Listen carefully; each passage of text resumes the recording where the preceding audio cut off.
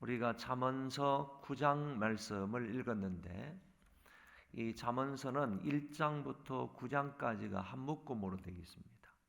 그러니까 전체적으로 보면 이 잠언서를 둘로 나눌 수 있다면 1장부터 9장까지가 한 묶음으로 되어 있는데 중심 내용은 지혜로운 자와 어리석은 자를 대조해서 설명하고 있으면서 너희들은 어리석은 삶을 살지 말고 어리석은 사람들이 가는 그 길에 빠지지 말고 하나님 말씀하시는 지혜로운 자의 삶을 살아라. 또는 지혜로운 사람이 걸어가는 그 길을 따라서 살아라. 이것을 우리에게 말씀해 주고 있습니다.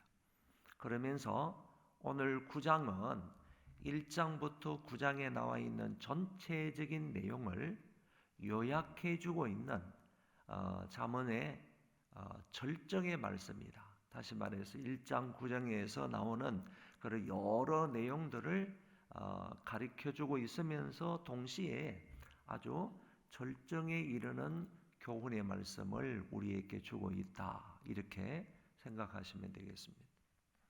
그리고 나서 이제 내일 아침부터 솔로몬의 잠언이다 하는 말씀의 부분을 살펴보는데 이제 10장에서부터 마지막까지는 솔로몬이 또 물론 솔로몬이 아닌 사람도 있지만은 주로 솔로몬의 잠언이라고 말하면서 그 모든 잠언서의 이하의 말씀은 솔로몬이 단편적인 교훈을 주는 겁니다.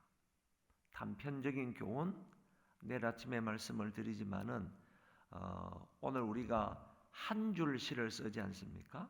요새 유행하는 그런 시가 길게 쓰는 게 아니라 한 줄 시로 쓰거든요.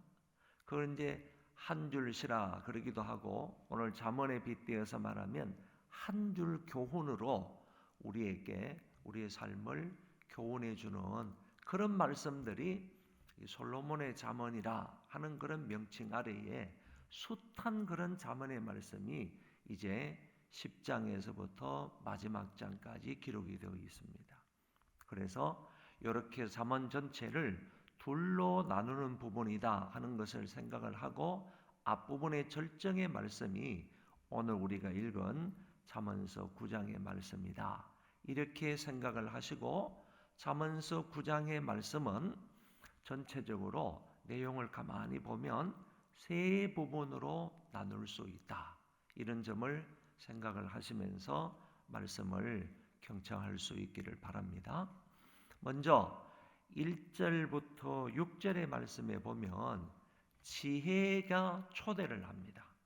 그런데 또 달리 말하면 지혜 또는 지혜로운 자가 누구를 초대하느냐 하면은 어리석은 자를 초대하는 거예요. 그래서 지혜가 초대하는 말씀을 1절부터 6절까지 하고 있다는 것입니다. 이 지혜가 먼저 무엇을 하는가 하면은 좋은 집을 짓습니다. 좋은 집을 짓고 뿐만 아니라 그 집은 7 귀둥이 있는 아주 웅장한 그런 집을 짓습니다. 그러니까 지혜가 이런 어마어마한 집, 좋은 집, 튼튼하고 웅장한 이런 집을 지어 놓습니다. 그 다음에 그 집 안에서 잔치를 벌입니다. 잔치를 벌이는데 잔치를 하려면 여러 가지 음식이 있어야 되지 않습니까? 그래서 고기를 마련합니다. 짐승을 잡아서 고기를 마련하고 그리고 아주 좋은 그런 포도주를 마련하고 그래서 한 상 가득히 차려 놓습니다. 그러니까 1절, 2절의 말씀에 보니까 이 지혜가 정말 아름답고 멋지고 높은 그리고 웅장한 그런 집을 지어놓고 그 안에서 맛있는 음식을 차려놓고 잔치를 준비해서 이제 자기의 여종을 시켜서 사람들을 초청하는 거예요. 누구를 초청하는가 하면은 어리석은 자를 초청을 한다는 것입니다. 3절에 여종을 보내어서 성중의 높은 곳에 불러 이르기를 어리석은 자는 이리로 돌이키라. 지혜 없는 자에게 이르기를 너는 와서 내 식물을 먹으며 내 혼합한 포도주를 마시고. 그러니까 어리석은 사람들을 다 초청을 해가지고 어리석은 자는 와라, 어리석은 자는 와라, 지혜 없는 자는 와라, 다 초청을 해서 나서 내가 이렇게 아름답고 이렇게 많은 음식을 준비했으니까 이 음식을 먹고 어리석음에서 돌이키라는 것입니다. 어리석음에서 돌이켜서 6절에 보면 그것들을 돌이키고 버리고 생명을 얻으라. 그래서 명철의 길을 걸어가라. 지혜로운 자의 길을 걸어가라. 이렇게 말하고 있는 부분을 볼 수가 있습니다. 지혜가 어리석은 자를 초청을 해서 다시는 이제 내가 마련한 이 음식을 먹고 이 맛있는 포도주를 마시고 이제는 제발 네가 지금까지 걸어온 그 어리석은 길로 가지 말고 제발 명철의 길을 걸어라. 지혜로운 자의 길을 걸어라 라는 것을 1절에서 6절에 걸쳐 말씀하고 있습니다. 두 번째 부분은 7절부터 12절 말씀인데 이 두 번째 문단에서는 가만히 보면 먼저 앞부분에서는요 뭐라고 얘기하는가 하면은 교만한 자들을 가르치려고 하지 말라 그랬습니다. 교만한 사람, 또 달리 말해서 어리석은 사람들에게 무엇인가 책망을 하거나 권고를 하거나 말씀을 통하여서 그 사람에게 가르치려고 하지 말라 이렇게 말합니다. 왜 가르치지 말라고 하느냐? 그 이유가 여기에 잘 나타나 있습니다. 한번 보시기 바랍니다. 거만한 자를 징계하는 자는 도리어 능욕을 받고 악인을 책망하는 자는 도리어 흠이 잡히느니라. 내가 거만한 사람을 책망하게 된다든지 그 사람을 좀 바로잡아 보려고 이런저런 권면의 말씀을 하면 오히려 자기가 능욕을 받는데요. 가르치려고 하는 사람이 능욕을 받는데요. 뿐만 아니라 자기 흠이 잡힐 가능성이 있다는 얘기입니다. 8절에도 거만한 자를 책망하지 말고 거만한 자를 책망하면 결국에 그 사람이 너를 미워할까 두려우니라. 지혜 있는 자를 책망하라 그가 너를 사랑한다. 앞에 말씀에 보면 역시 거만한 자를 미워하고 아니면 그 거만한 자를 책망하게 되면 오히려 네가 미움을 받게 된다. 그래서 두 구절의 말씀을 통하여서 살펴볼 때는 거만한 자를 책망하고 권고하려고 무엇인가를 말하면 결국에 능욕을 받게 되고 그리고 흠이 잡히게 되고 그리고 미움을 받게 된다. 이렇게 성경은 말씀하고 있습니다. 적반하장이라는 말이 있지 않습니까? 그러니까 내가 그 사람을 좀 고치기 위해서 그 사람에게 유익이 되기 위해서 그 사람에게 좀 교훈이 되기 위해서 이 책망조로 아니면 권고의 말씀을 했는데도 불구하고 그 사람은 그 길을 고치기보다는 오히려 자기가 이와 같은 좋지 못한 해를 당한다 하는 것을 얘기하고 있습니다. 물에 빠진 사람 건져 놓으니까 내 보따리 내놓으라고 하는 식으로 이런 식이 되기 때문에 오늘 여기 성경에서는 거만한 이런 사람, 지혜롭지 못한 이런 교만한 이런 사람들에게 책망을 하지 말 것을 얘기합니다. 오히려 지혜로운 자를 책망하게 되면 그가 책망하는 사람을 사랑한다고 그랬습니다. 그러니까 지혜로운 사람에게 그 삶에 무엇인가 교훈을 주기 위해서 아니면 삐뚤어진 그런 부분이 있어서 그것을 책망을 하면 그 사람은 오히려 고맙다고 하면서 자기의 삶을 고친다는 얘기예요. 그리고 지혜 있는 자에게 교훈하라 9절에 그가 더욱 지혜로워질 것이요 의로운 사람을 가르치라 그의 학식이 더하리라. 그러면 이런 사람에게 가르치면요 그 사람의 지혜가 더하여진다고 말하고 뿐만 아니라 그 사람이 가지고 있는 그런 지식이 더하여진다. 이렇게 말씀하고 있는 부분을 볼 수가 있습니다. 여러분, 예수님도 뭐라고 말씀하셨는가 하면은 거룩한 것을 개에게 주지 말며 진주를 돼지에게 던지지 말라. 여러분, 거룩한 것과 진주는 얼마나 값진 거예요? 얼마나 소중한 거예요? 어떻게 생각하면 저 어리석은 사람에게, 저 교만하고 악한 사람에게 내가 이 하나님의 말씀으로 좀 책망을 하고 권고를 해야 되겠다. 그랬을 때 하나님의 말씀의 교훈이나 하나님 말씀의 책망이라는 것은 대단히 소중하고 가치가 있는 거예요. 그런데 그 사람에게 주게 되면 예수님 말씀에는 그런 거룩한 것과 이런 값진 진주를 돼지에게 주는 것과 마찬가지의 꼴이 될 것이다. 이렇게 얘기하는 겁니다. 그들이 그것을 발로 밟고요. 그리고 돌이켜 너희를 찢어 상하게 할까 염려하라. 이렇게 말씀하시는 거예요. 그러니까 자기는 그런 의도가 아닌데 저 사람에게 무엇인가 조금 도움을 주고자, 저 사람의 삶을 무엇인가 조금 고쳐보고자, 잘못되고 어리석고 교만한 그 마음을 조금 고쳐보고자요, 지혜로운 길을 가고자 이렇게 책망을 하고 권고를 했음에도 불구하고 그 사람은 그 책망의 말씀을 짓밟아 버린다는 거예요. 짓밟아 버린다. 그리고 오히려 나에게 덤벼들어서 나를 찢어 상하게 할까 염려한다는 거예요. 예수님의 말씀이 오늘 어쩌면 여기 7절에서 9절에 나와 있는 이 말씀하고 그의 비슷한 말씀, 꼭 같은 말씀을 우리에게 하고 있다 이렇게 생각할 수 있습니다. 그러면서 10절부터 12절의 말씀에 보면 지혜의 가치에 대해서 이렇게 말씀해 주고 있습니다. 이 지혜가 얼마나 가치 있는 것인가? 여호와를 경외하는 것이 지혜의 근본이요.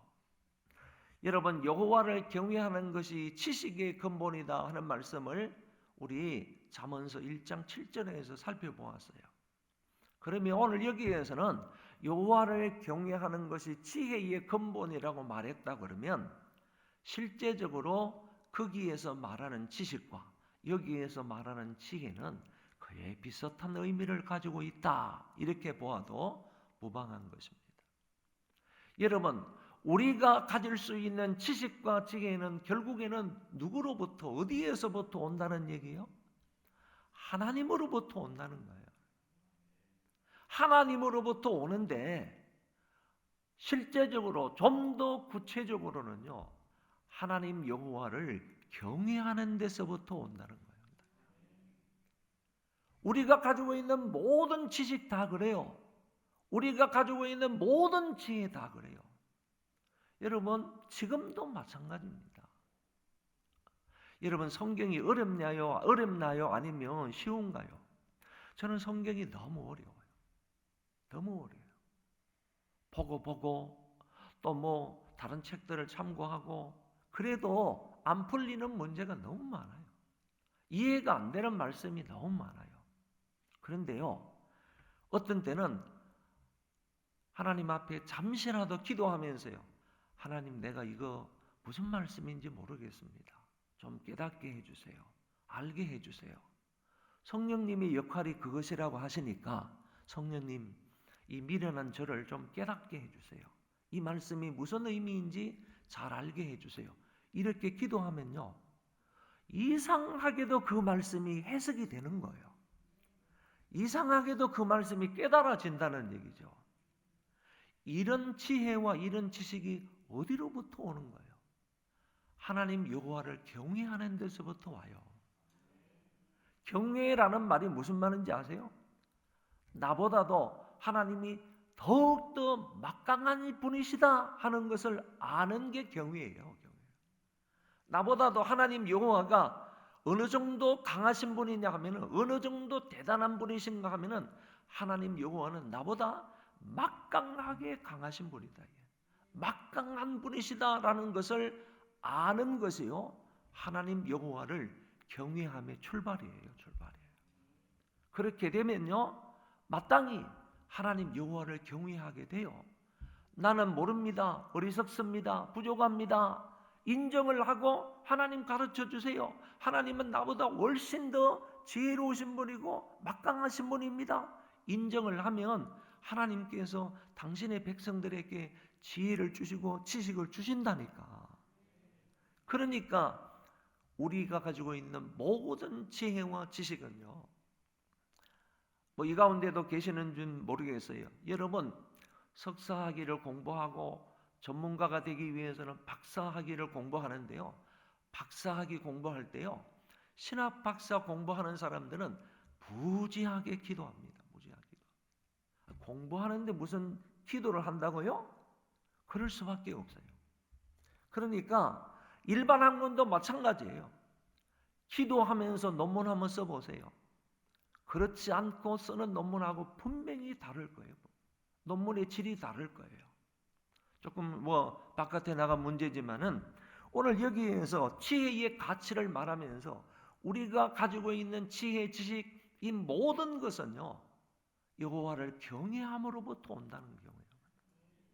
이거를 여기에서 말하면서요, 그 다음에 거룩한 자를 아는 것이 명철이다. 명철과 지혜는 거의 비슷한 말이잖아요. 명철이 뭐냐라고, 거룩하신 하나님 여호와를 아는 것이래요. 아는 것이. 알게 되면요, 하나님의 지혜를 얻게 되는 거예요. 지혜로우신 하나님의 그 지혜를 얻게 된다. 명철을 얻게 된다. 이렇게 이 구절을 설명할 수 있어요. 11절, 나 지혜로 말미암아 내 날이 많아질 것이요 내 생명의 해가 내게 더하리라. 내 날이 많아진다는 말이 무슨 말이야? 내 생명의 해가 길다는 말이 무슨 말이에요? 장수한다는 얘기, 장수. 그런데 좀 엉뚱한 말이지 않습니까? 지혜로 말미암아 장수한대요. 지혜로 말미암아 장수한다. 믿어집니까? 여러분, 지혜로운 사람이 지혜로운 삶을 살아가면요, 생명이 긴데요, 장수하게 된대요. 또 뿐만 아니라 내가 만일 지혜로우면 그 지혜가 내게 유익할 것이나 내가 만일 그만하면 너 홀로 해를 당하리라. 그만한 사람, 오만한 사람, 지혜가 없는 사람, 어리석은 사람, 그런 사람은 해를 당한대요. 그러나 지혜로운 사람은 유익을 얻을 것이다. 영육간에 유익된 것을 얻을 것이다. 지혜는요, 이처럼 가치가 있다는 거예요. 실제적으로 그 지혜가, 여호와를 경외함으로 얻게 되는 그 지혜가요, 그 지혜가 우리로 하여금 장수하게 하고 우리가 살아가는 데 필요한 영육적인 모든 유익을 얻게 한다는 거예요. 이런 것을 생각하면 이 지혜가 얼마나 중요한 가치를 가지고 있는가 하는 것을 우리가 배우게 됩니다. 마지막 세 번째 문단은요, 미련한 여인의 자범에 대해서 얘기합니다. 또 달리 말하면 미련한 여인은요, 자범을 낸다는 거예요. 미련. 어리석은 여인은요, 자범을 낸다는 거예요. 이때 말하는 이 자범이라는 것은요, 이 소란스럽고 교란시키는 자범을 말하는 거예요. 이 미련한 여인을요, 어떤 성경, 어떤 잠언에서는 뭐하고 같다고 표현을 하고 있는가 하면은 음란한 여인과 같다고 표현을 하고 있어요.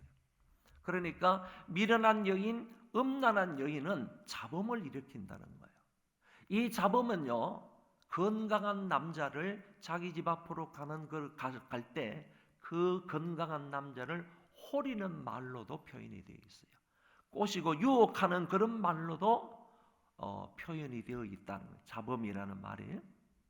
그러면 미련한 여인의 자범을 한번 13절부터 8절에 걸쳐서 한번 들어보시기를 바래요. 미련한 여인이 떠든다는 얘기가 자범이라는 얘기예요. 그러니까 소란스럽고 교란시키는 그런 자범이라는 거죠. 뭐 그냥 떠드는 그런 정도가 아니에요. 그 사람의 상대편의 마음을 그냥 혼란스럽게 만드는 그런 소리를 낸다는 거죠. 유혹하는 그런 말을 한다는 거예요. 어리석어서요, 아무것도 알지 못하고 이 미련한 여인, 음란한 여인은 떠들면서요, 어리석어서 아무것도 알지 못한대요. 자기 집 문 앞에 앉아서 성은 높은 곳에 있는 자리에 앉아서요. 그래 자기 집이요 성읍 높은 곳에 있다는 얘기예요. 어쩌면 매춘부들이 이런 곳에 많이 산다고 합니다. 이런 곳에 살면서 사람들을 이렇게 내려다보는 거예요. 길거리를 왔다 갔다 하는 아랫길로 이렇게 내려가는 이런 거 올라오는 이런 사람들을 이렇게 쳐다본다는 거예요. 그러면서 이 미련한 여인, 이 음란한 여인이 지나가는 사람들을 부르는 거예요.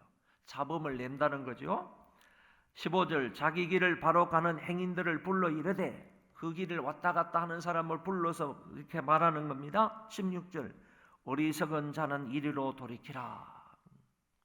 자기가 어리석으면서요, 자기가 오만하면서, 자기가 이렇게 미련한 여인이면서요 왔다 갔다 하면서 콜을 하는 겁니다. 앞에 1절부터 6절에서는요 지혜로운 자가요 어리석은 자를 초청했다고 그랬지 않습니까? 이제는 반대로요, 어리석은 자가, 음란한 이 여자가 지혜로운 사람, 그게 자기 길을 바로 가는 행인들을 불러 세우는 거예요. 그 사람들을 초청하는 거예요. 그러면서 그런 사람들, 자기 길을 바로 가는 그런 사람을 어리석은 사람 취급을 하면서, 어리석은 자는 이리로 돌이키라. 또 지혜 없는 자에게 이르기를 도둑질한 물이 달고 몰래 먹는 떡이 맛이 있다 하는도다. 이런 말로, 무슨 말이에요? 혼란스러운 말로요, 또 번잡스러운 말로 떠들면서 자기에게 오라고 얘기를 하는 거예요. 오라고. 그러면서 뭘 먹자고요? 도둑질한 물을 먹고, 그리고 몰래 먹는 이 떡을 함께 나누자라고 얘기를 하는 것입니다. 이 말은요, 죄악의 결과를 함께 먹자라는 얘기예요. 도둑질한 물을 먹고 몰래 먹은 이 떡, 몰래 먹는 떡, 이거는 죄악의 결과로 얻은 것을 말하는 거예요. 죄의 결과로 얻은 것을 함께 나누어 먹자, 이렇게 말합니다. 그런데 마지막 18절에서 그 어리석은 자는 죽은 자들이 거기 있는 것과, 죽음이 거기 있대요. 죽은 자가 거기 있대요. 그리고 그의 객들이 서월 깊은 곳에, 그를 이렇게 찾아온 사람, 오라 오라 함께 먹자라고 해가지고 그 길로 들어선 사람은 서월 깊은 곳에 있는 것을 알지 못하느니라. 서월은 지옥을 말한다고 볼 수 있어요.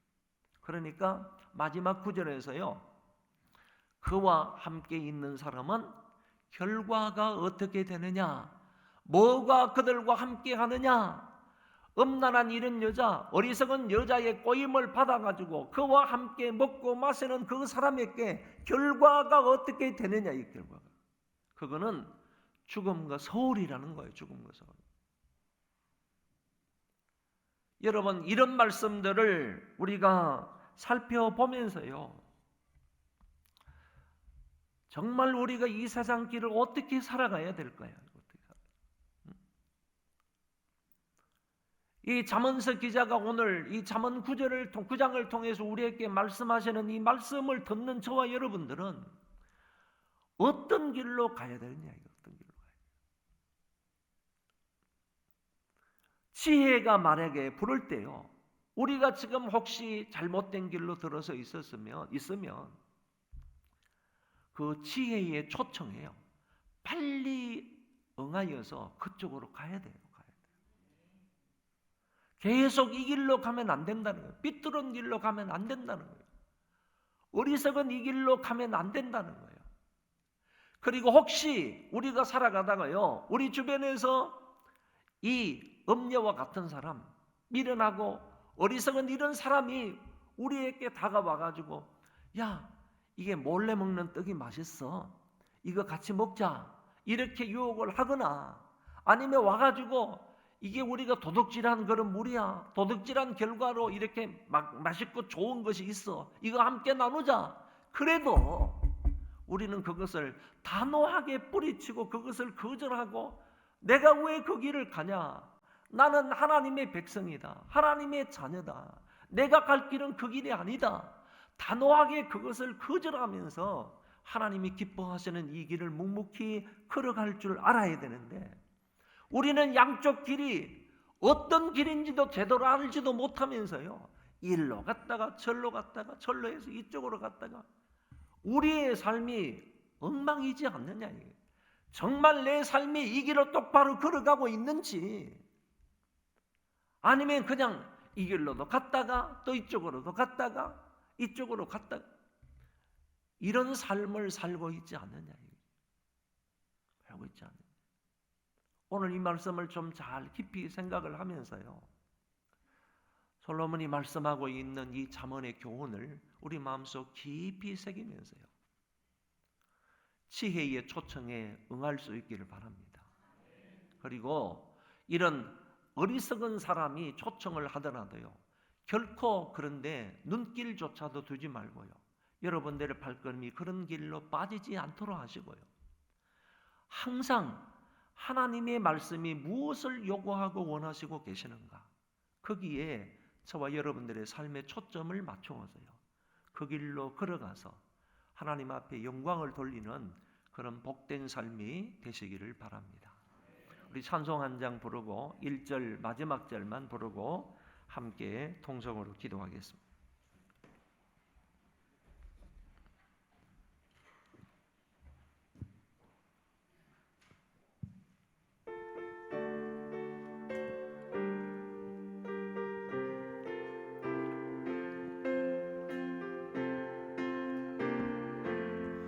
예수 따라가며 복음 순종하며 우리 행할 길 환하겠네.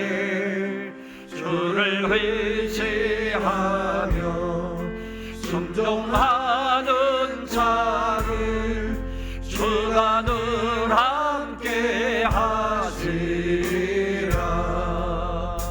의지하고 순종하는 길은 예수 안에 즐겁고 복된 길이로다. 주를 힘입어서 말씀 잘 배우고 주를 모시고 살아가세. 주를 의지하며 항상 순종하며 주가 사랑해 주시리라.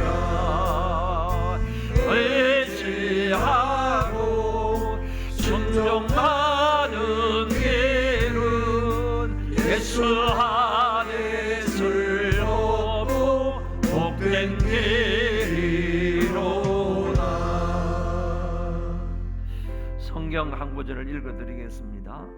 예수님께서 산상수훈을 마치시고 결론 부분에서 이렇게 말씀하셨습니다. 그러므로 누구든지 나의 이 말을 듣고 행하는 자는 그 집을 반석 위에 지은 지혜로운 사람 같으리니 비가 내리고 창수가 나고 바람이 불어 그 집에 부딪히되 무너지지 아니하나니 이는 주초를 반석 위에 놓은 까닭이요. 나의 이 말을 듣고 행하지 아니하는 자는 그 집을 모래 위에 지은 어리석은 사람 같으리니 비가 내리고 창수가 나고 바람이 불어 그 집에 부딪힘에 무너져 그 무너짐이 심하니라. 예수님이 지혜로운 사람이 누구고 어리석은 사람이 어떤 사람인지를 분명하게 말씀해 주셨습니다. 말씀을 듣고 그 말씀에 순종하는 사람은 지혜로운 사람이고, 그런 사람은 마치 반석 위에 집을 짓는 것과 같다고 하셨습니다. 그러나 어리석은 사람은 듣고도 순종하지 않으므로 결국 그 집을 모래 위에 짓는 어리석은 사람과 같다, 이렇게 표현을 했습니다.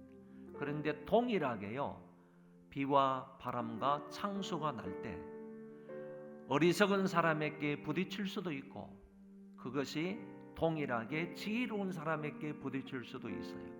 그런데 지혜로운 사람은 비와 바람과 창수가 나도 그것 때문에 자기 집이 무너지지 않는다고 했습니다. 그러나 어리석은 사람에게는 비바람과 창수가 날 때 그것이 부딪히게 되면 결국 모래 위에 지은 어리석은 사람의 집이 무너진다고 했습니다. 오늘 저와 여러분이 어떤 삶을 살아가야 되는지 예수님께서 분명하게 잠언서 9장의 전체적인 말씀을 요약을 해서 이렇게 말씀을 하셨다고 볼 수 있겠습니다. 오늘 이 말씀을 붙들고 함께 통성으로 기도하겠습니다.